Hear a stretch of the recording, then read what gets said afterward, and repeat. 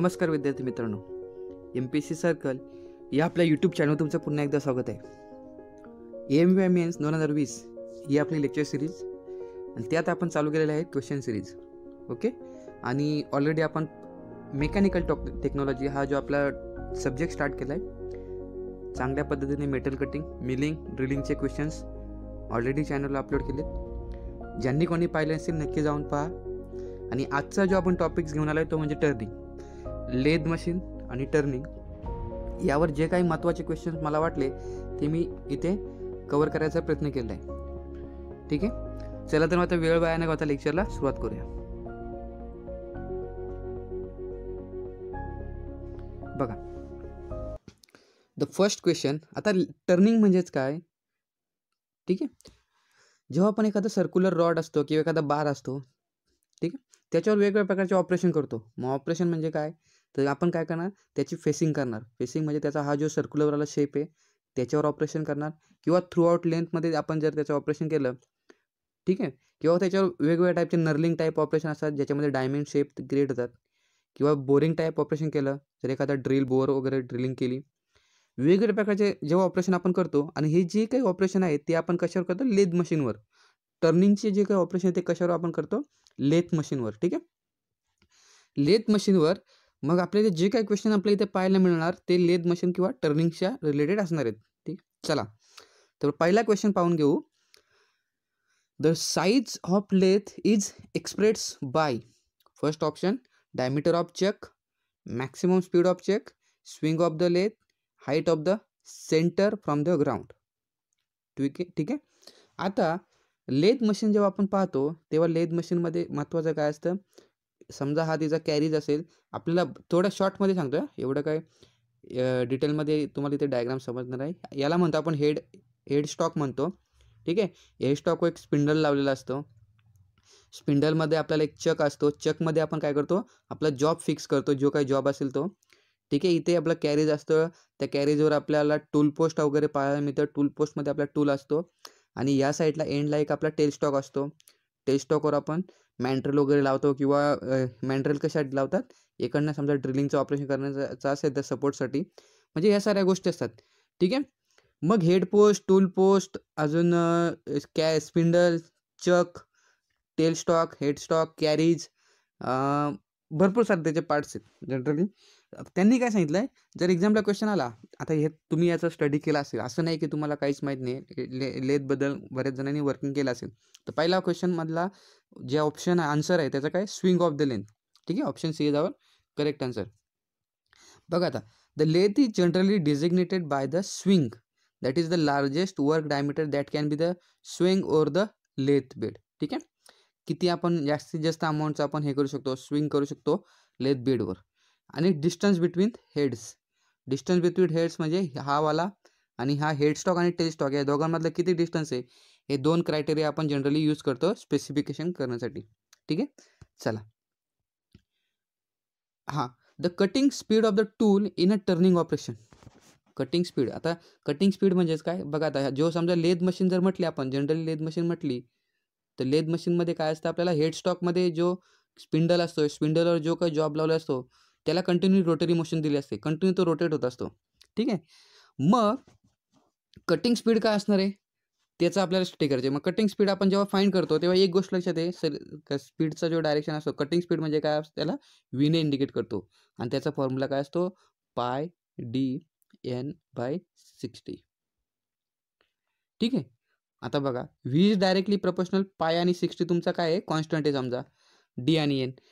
पहिला option, V is directly proportional to the diameter of the workpiece, inversely proportional to the workpiece, inversely proportional square of the workpiece. हे दोन option तर cut झाले. Directly proportional to the square of the diameter of the workpiece. ठीक आहे, तर option A is our correct answer. Diameter of the workpiece square नसतं डायमीटरचा, only diameter असतो. ठीक आहे, पाय DN/60. मग एन, पहिला option correct. In which of the following operations perform on the lathe machine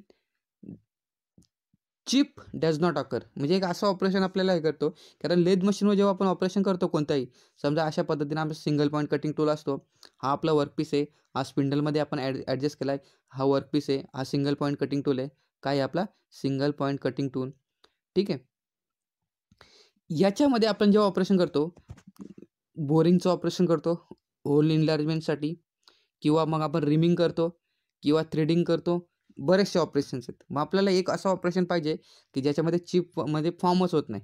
मग तो कोणता ऑपरेशन असतो? Knurling operation. नर्लिंग ऑपरेशनमध्ये काय होतं, टूलचा शेपच अशा पद्धतीने असतो की याच्यावर फक्त काय होतं, प्रेसिंग ॲक्शन होते. ना प्रेसिंग ॲक्शनने काय होतं, टूल अशा पद्धतीने प्रेस होतो की आपल्या वर्कपीसवर आपल्याला असे डायमंड टाईपचे शेप्स आपल्याला पाहायला मिळतात, ज्याच्यामध्ये आपल्याला चिप बिलकुल रिमूव्ह होत नाही.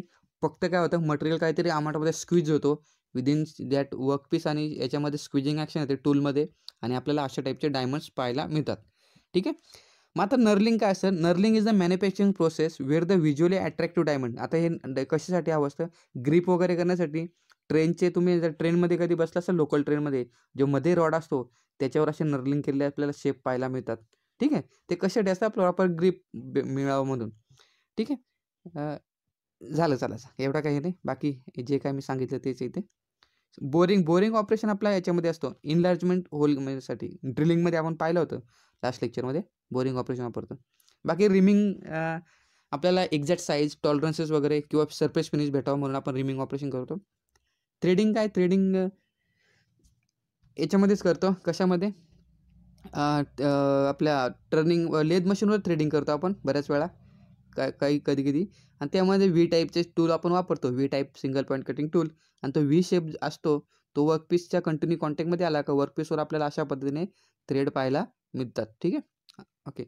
दिस is a process of making internal और external threads on the workpiece. Out of above 4 processes expect knurling all the involve the chips. Knurling is the right option. ठीक आहे. याचा knurling is the right option. When the dia of the workpiece, when dia of workpiece changes from one end to the other end, that is called. म्हणजेच काय, हा पहिला आपला rod होता, मी काय केला, या रॉडचा एक डायमीटर कमी केला. ठीक आहे. डायमीटर काय कमी केला, तर याला काय म्हणतो आपण? टेपर म्हणतो. याला काय म्हणतो आपण? टेपर म्हणतो. ठीक आहे. याला काय म्हणतो? टेपर म्हणतो. When the dia of workpiece changes from the one end to the other end, it is called as a straight turning, taper turning, knurling pacing. त्याला काय म्हणतो आपण? टेपर टर्निंग म्हणतो. ठीक आहे. हां. Taper turning by tales. आता taper टर्निंगच्या पण भरपूर साऱ्या वे असतात, प्रोसेस असतात. त्याच्यामध्ये एक असते कंपाऊंड, जो रेस्ट असतो याच्यावर, म्हणजे हा जो टूल जो माउंटेड केला असतो, टूललाच आपण काय करतो? टिल्ट करतो एका याच्यामध्ये. टूलला टिल्ट केला का, टूलचा समजा सिंगल पॉईंट कटिंग टूल असेल, कुठं गेलं?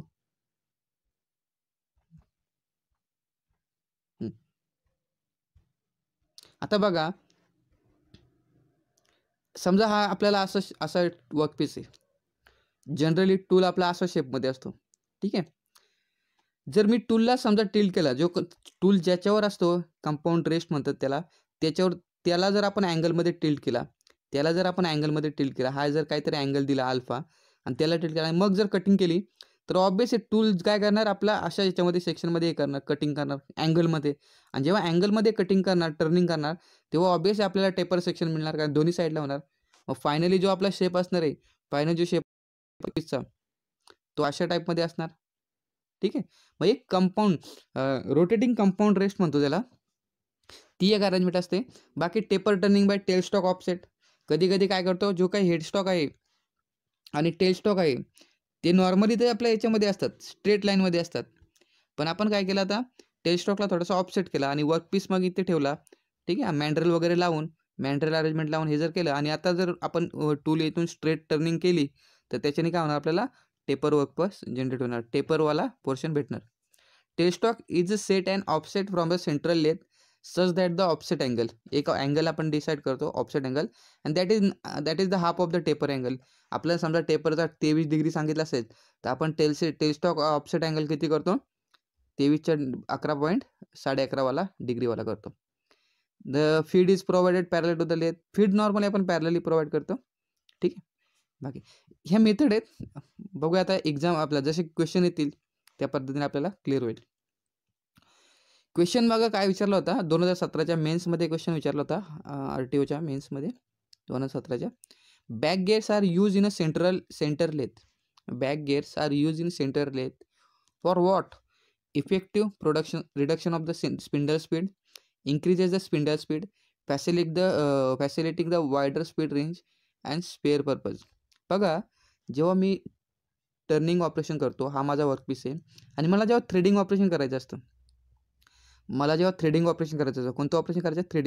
थ्रेडिंग ऑपरेशन करताना हा जो स्पिंडल जो रोटेट होतो तो एकदम कमी प्रमाणात रोटेट झाला पाहिजे. कारण का, जर मी त्याला एकदम हाय स्पीडमध्ये हे केलं, हाय स्पीडमध्ये रोटेटिंग केलं, तर मला जे काही कट आहे, जे काही माझा स्पीड सेक्शन आहे किंवा माझा टूलही ब्रेक होऊ शकतो किंवा वर्कपीस पण माझा हे होऊ शकतो. वर्कपीसमध्ये पण काय प्रॉपर शेप क्रिएट नाही होऊ शकत जो आपल्याला थ्रेडिंगचा पाहिजे. मग बॅक गिअर्स कशासाठी वापरतो आपण? जेणेकरून हा स्पिंडलचा स्पीड कमी झाला पाहिजे आणि जर स्पिंडलचा स्पीड कमी कमी होत गेला आणि आपण जसा टूल मूव्ह करतो, आपल्याला जे काही टाईपचे आपल्याला हे पाहिजेत, काय पाहिजेत, थ्रेड्स पाहिजेत, ते जनरेट होत राहतात. ठीक आहे. जनरली जे काही थ्रेड प्रोसेस होते, thread generating process on lathe machine, त्याच्यामध्ये तुमचं स्पीड काय असतं? हमेशा कमी असतं. मग effective reduction of the spindle speed, तेव्हा आपण काय करतो? बॅक गिअर वापरतो. 2017च्या मेन्सला विचारला होता, यावर्षी पण विचारू शकतात. परत एकदा त्यांनी हा आपण जो पहिला मेटल कटिंगचा जो चॅप्टर पाहिला ना, कोणता आपण आपल्या ह्याच्यावर अपलोड केला आहे चॅनलवर, पहिला लेक्चर मेटल कटिंगचा प्रोटेक्शनचा, त्यामध्ये आपण टाकायला विसरलो होतो. बघा, orthogonal cutting system, the cutting edge is, मी तुम्हाला सांगितलं ऑर्थोगोनलमध्ये हमेशा कटिंग एज काय असते? परपेंडिक्युलर असते टूल ट्रॅव्हलला. ऑप्शन बी इज करेक्ट आणि हा 2017च्या मेन्सचा क्वेश्चन आहे. ठीक आहे. बाकी ऑब्लिक कटिंग असेल तो काय असतो? इन्क्लाइंड असतो. ऑब्लिक कटिंगमध्ये काय असतो? इन्क्लाइंड असतो, बट लेस दॅन 90 असतो. ठीक आहे. ऑब्लिक कटिंग एक असते ऑर्थोगोनल आणि एक असते ऑब्लिक कटिंग. ठीक आहे. बघा आता next question, which of the following method B use for turning internal tapers only? ठीक आहे. बऱ्याच वेळा टेपर्स आहे, एक्सटर्नली टेपर्स आपण पाहायला मिळतो, पण काही मेथड्स हे असतात, या कशासाठी असतात? Internal taper. बघा, मी मागे सांगितलं, ज्या काही टेपरच्या मेथड आहेत त्याच्यामध्ये कंपाऊंड रेसला टिल्ट करायचं किंवा एखादा फॉर्म टूल यूज करायचा. फॉर्म टूल ऑलरेडी अशा शेपमध्ये असतात, कशा? टेपरच्या सेक्शनमध्ये, किंवा टेपर टर्निंग अटॅचमेंट असते, किंवा टेलस्टॉकला ऑफसेट करायचा. बघा, टेलस्टॉकला ऑफसेट करायचा म्हणजे हा जो हेडस्टॉक असेल, समजा लेथ मशीन अशा टाईपमध्ये लेथ मशीन आहे, हा इथे हेडस्टॉक आहे आणि इथे जो टेलस्टॉक असतो, तुम्हाला डायग्राम दाखवायला हवी ते का? ठीक आहे, होप सो सगळ्यांना माहीत असेल हेडस्टॉक आणि टेलस्टॉक, कारण हे बेसिक आहे. एवढं जर येत नसेल तर मग मेकॅनिकल इंजिनियर असल्याचा काही फायदा नाही. हेडस्टॉक टेलस्टॉक समजत असेल. हा जो हेडस्टॉक आणि यांच्या दोघांमध्ये जर टिल्टेशन केलं तर आपल्याला काय भेटतं? टेलस्टॉक ऑफसेट मेथडने आपल्याला टेपर भेटतं. किंवा इथला जो टूल पोस्ट जो असतो, टूल पोस्ट कशावर असतो? कंपाऊंड रेस्टवर असतो. त्या कंपाऊंड रेस्टला जर टिल्ट केलं तर आपल्याला टेपर भेटतं. किंवा टेपर टर्निंग अटॅचमेंट असते, थोडीशी काही एक्स्ट्रा हे करून अटॅचमेंट करून आपण टेपर मिळवतो. पण हे सगळं कशासाठी असतं? एक्सटर्नलसाठी असतं. मग इंटरनलसाठी काय करतो? इंटरनली टेपर पाहिजे. इंटरनल टेपर म्हणजे कसा? समजा एखादा वर्कपीस आहे, असा वर्कपीस, त्याच्या आतमध्ये मला टेपर पाहिजे, तर मी काय करणार? त्यामध्ये फॉर्म टूल वापरतो. Form tool is use for producing internal tapers while compound rest is at required angle by offsetting tailstock or by taper turning attachment method is used only for the external taper. लक्षात ठेवा, मी तुम्हाला परत एकदा सांगतोय, form tool सोडला तर बाकीचे हे फक्त एक्सटर्नलसाठी असतात आणि फॉर्म टूल इंटरनलसाठी असतं. फॉर्म टूल ऑलरेडी शेपमध्ये असतो टेपरच्या, जेणेकरून टूल याच्या कॉन्टॅक्टमध्ये आला का आपल्याला तसा शेप आपल्याला मिळतो. क्लिअर झालं? फॉर्म टूल फक्त इंटरनल टेपरसाठी वापरतात. ठीक आहे, चला नेक्स्ट क्वेश्चन बघा. Which of the following is the following among the following which operation slowest speed is selected in length? एवढ्याच सांगितलं सर, 2 मिनिटापूर्वी सांगितलेलं की बॅक गिअर वापरतो स्पीड कमी करण्यासाठी, आणि स्पीड कमी आपल्याला कशासाठी वापरतो? थ्रेड कटिंगसाठी. फेसिंगसाठी, फेसिंग म्हणजे कोणता? हा जो पोर्शन आहे याची फेसिंग करतो. ठीक आहे. स्ट्रेट टर्निंग म्हणजे याची काय करतो? फेसिंगमध्ये गंमत बघा, फेसिंगमध्ये काय होते? याची फेसिंग केली म्हणजे काय होतं? लेंथ कमी होते. काय होते? लेंथ कमी. टर्निंगमध्ये काय होतं? डायमीटर कमी होतो. टेपर टर्निंगमध्ये काय होतं? डायमीटर चेंज होतो. आणि थ्रेडिंगमध्ये काय होतं? डायमीटर कमी होतो पण थ्रेड आपल्याला मिळतात. मग थ्रेड कटिंगसाठी आपण काय करतो? जनरली सगळ्यात स्लोएस्ट स्पीड लावतो. सगळ्यात म्हणजे लेथच्या ऑपरेशनमध्ये सगळ्यात स्लोएस्ट स्पीड थ्रेड कटिंगमध्ये वापरतो. क्लिअर झालं? आता बघा,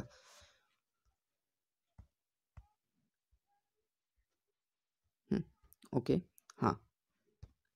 द मॅन्ड्रेल मॅन्ड्रेल काय असतं? समजा हेड आपल्याला, समजा एखादा लॉंग जॉब असेल, लेंथ जास्त आहे, हेड आपलं स्पिंडलला हेड लावला, हा आपला स्पिंडल आहे आणि त्याची लेंथ जास्त आहे, तर मग काय होतं, जेव्हा टर्निंग करतो, जेव्हा मी टर्निंग करायला स्टार्ट करतो, तो ऑबियस आहे काहीतरी अशा पद्धतीने होऊ शकतो जॉब. मग त्याला काहीतरी सपोर्ट पाहिजे असेल म्हणून आपण काय करतो, मॅन्ड्रेस लावतो किंवा एखादा होल वगैरे असेल मग आपण काय करतो, मॅन्ड्रेस लावतो. टेलस्टॉकमध्ये आपण मॅन्ड्रेस ॲड करून आपण त्याला काय करतो, सपोर्ट करतो. तर बघा, mandrels is a slightly taper harden steel sharp that support the work which cannot be otherwise. Taper gauge used for the inspection of the taper holes. Auxiliary chuck used in the lathe of holding small load. Used in the lathe work for casting. तर काय म्हणतो त्याला, त्याला एक प्रकारे auxiliary Chak म्हणतो. Use for holding the small loads. Okay, long जॉबच्या कमी लोडसाठी आपण काय करतो, होल्डिंगसाठी किंवा सपोर्टसाठी आपण त्याला काय करतो, आपण काय करतो, वापरतो. Mantle is used for holding and obtaining the hollow piece of the workpiece that has been previously drilled or bore, and it is made of the high carbon steel. Avoid the distortion where it is taper about the 0.5 mm parameter. ठीक आहे, holding आणि सपोर्टिंगसाठी आपण वापरतो. जर एखादा drill करतात already bore केलेले part आहेत त्यांची टर्निंग करायची असेल तर त्यासाठी आपण वापरतो. ठीक आहे.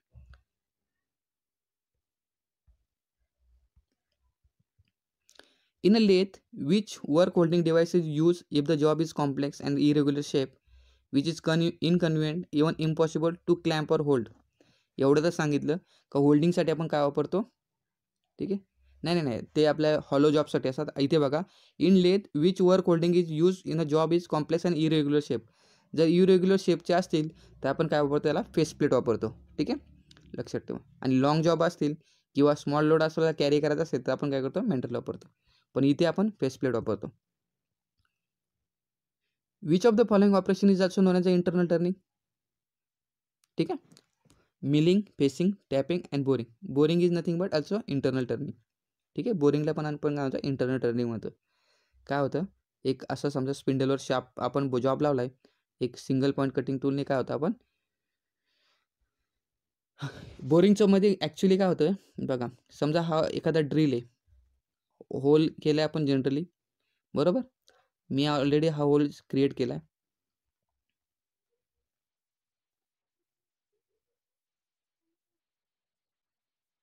आता हा होल प्रोड्यूस केला आणि याला इनलार्जमेंट करायचे.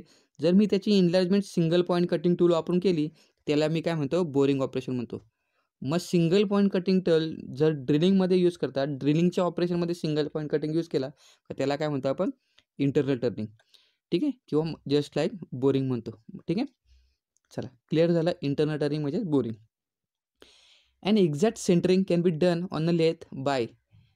आता दोन टाईपचे आपण चक पाहतो. काही चेकमध्ये काय होतं, 3 जॉ चेक असतात. अशा 3 जॉ तुम्हाला पाहायला मिळतात. एखादा वर्कपीस तुम्ही हे केला का जॉचा आपण हे केलं, चक्कीने आपण हे केलं की ते जॉ काय करतात, एकमेकाच्या जवळ येतात आणि याला काय करतात, होल्ड करतात टाईटली. पण याच्याने आपल्याला एक्झॅक्टली सेंटरिंग नाही भेटत. वर्कपीस थोडासा काय होतो, टिल्ट होतो. पण जर आपण 4 जॉ चक वापरला, जर अजून एक येते तर त्याला आपण काय मॅन्युअली आपण सेंटरिंग करू शकतो. म्हणून आपल्याला जे एक्झॅक्ट सेंटरिंग भेटते ती कशामध्ये भेटते, 4 जॉ चकमध्ये भेटते. ठीक आहे, क्लिअर झालं. Next, which method is use for turning external tapers only. ठीक आहे, तर एक्सटर्नल टेपर्ससाठी taper attachment method is use only म्हटलं ते नाही का. एक्सटर्नल टेपर्स ओनली आपण काय करतो, टेपर अटॅचमेंट. बाकी कंपाऊंड वगैरे थोडंफार याच्यामध्ये पॉसिबल आहे, इंटरनल पॉसिबल आहे, टेलस्टॉक ऑफसेट वगैरे. पण ओनली एक्सटर्नल टेपरसाठी आपण टेपर अटॅचमेंटच वापरतो. ठीक आहे, लक्षात ठेवा. नेक्स्ट बघा, knurling operation is perform on, obvious आहे, लेथ मशीन. क्लिअर झालं. बाकीचे ऑप्शन्स वाचून घ्या. Power is transmitted by the lead screw to carriage through. Power is transmitted through lead carriage. एक लीड स्क्रू असतो, तो कॅरेजला इथे वरती कॅरेज असतं, कॅरेजवर कंपाऊंड रेट असतं, कंपाऊंड रेस्टवर टूल पोस्ट असतं आणि टूल पोस्टमध्ये आपला टूल लावलेला असतो. मग कॅरेजमधून जी आपला लीड स्क्रूमध्ये कॅरेजला जी पॉवर जाते ती कुठून जाते, हाफ नटमधून जाते. ठीक आहे, हाफ नट अरेंजमेंट यूज केले असेल त्याच्यामधून जातो. लक्षात ठेवा हे क्वेश्चन्स, कारण थिअरॉटिकल क्वेश्चन आहेत. प्रॅक्टिकली विचार कराच, पाहिलं असेल आता मशीन तुम्ही पाहिलं असेल तेवढं तुम्हाला क्लिअर होईल. बघा, which of the following method is use for turning internal tapers only. परत एकदा क्वेश्चन रिपीट झाला. इथे इथे इथे आन्सर चुकी दिली आहे त्यांनी. ठीक आहे, टेलस्टॉक ऑफसेट नाही, ते फॉर्म टूल म्हटले, ते चुकून कॉपी झालं ते. ठीक आहे, इथे फॉर्म टूल आहे. इंटरनेट पेपरसाठी फक्त आपण काय करतो, फॉर्म टूल वापरतो. हां, which of the following not a part of the capstan lathe. 2 टाईपच्या लेथ असतात, मास प्रोडक्शनसाठी वापरतात. कॅप्स्टन लेथ आणि टरेट लेथ. कॅप्स्टन आणि टरेट लेथ म्हणतात तिला. ठीक आहे, या 2 टाईपच्या लेथ वापरतात. बाकी principal part of capstan lathe is head stock असतो, क्रॉस स्लाईड असतो, टूलपोस्ट, हेक्झागोनल टरेट, सॅडल असतं, saddle or auxiliary lathe bed. बाकी त्याने काय दिलं आहे बघा, ऑप्शन बी जावर करेक्ट, टेल स्टॉक नसतो त्याच्यामध्ये. ठीक आहे, त्याच्यामध्ये टेल स्टॉक नसतो. लक्षात ठेवा, कॅप्स्टन लेथमध्ये टेल स्टॉक नसतो. ठीक आहे. Lathe machine can not carry out facing, turning, planning and drilling. ठीक आहे, ड्रिलिंग करू शकतो तो. जर आपण टेल स्टॉकच्या तिकडे आपण जर टूल वापरला मॅन्ट्रल साईडला तर ड्रिलिंग करू शकतो. टर्निंग तर होतेच, फेसिंग होते, प्लॅनिंग नाही होत. प्लॅनिंग आपले शेपर आणि प्लॅनिंग ते ऑपरेशन वेगळे असतात. ठीक आहे, शेपर मशीन वापरतात त्यासाठी. हे थेरोटिकल क्वेश्चन आहेत, यांच्यामध्ये काही लॉजिक तर नसतंच बाबा, काही वेगळ्या पद्धतीने लक्षात ठेवायचं. तुम्हाला जर गोष्टी माहीत असतील तर तुम्ही इझिली आन्सर लावू शकता. बाकी mental is use to eccentric work, heavy work, thin work and none of this. ठीक आहे, इसेंट्रिक वर्कसाठी वापरतात. Mental is use to hold eccentric work. ठीक आहे, इसेंट्रिक वर्क म्हणजे कशासाठी, एखादे इथं दिलं नाही, it is use for the holding and opting the hollow piece work piece that has been previously drill or bore. बरेचसे क्वेश्चन्स कवर करायचा प्रयत्न केला आहे.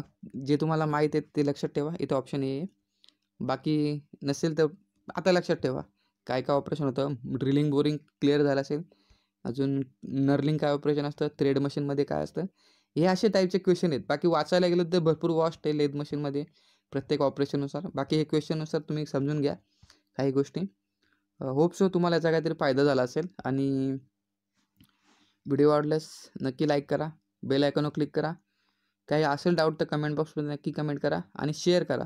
ठीक आहे, जेणेकरून बाकी लोकांपर्यंत हा पोहोचेल. Thank you for this session. Bye bye. अभ्यास करत राहा आणि नक्की पुढच्या लेक्चरमध्ये परत एखादा चांगला टॉपिक घेऊन आपण येऊया. थँक्यू.